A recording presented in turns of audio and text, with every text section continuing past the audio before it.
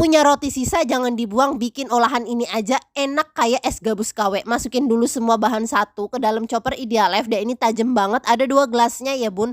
Dan hemat ini nggak bikin boros listrik, kita haluskan.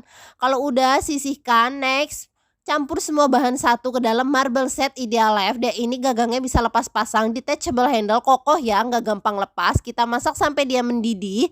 Kalau udah mendidih masukkan bahan 2, masak lagi sampai dia meletup-letup. Aku masaknya pakai kompor induksi Idealef ya, dia nggak boros listrik.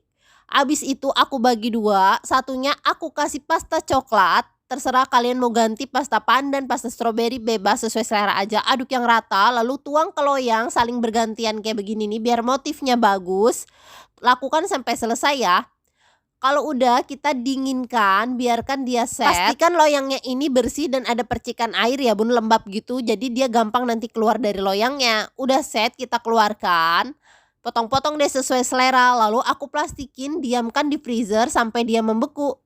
Atau mau dimakan langsung juga enak. Ini puding marmer ataupun juga bisa disebut es gabus KW.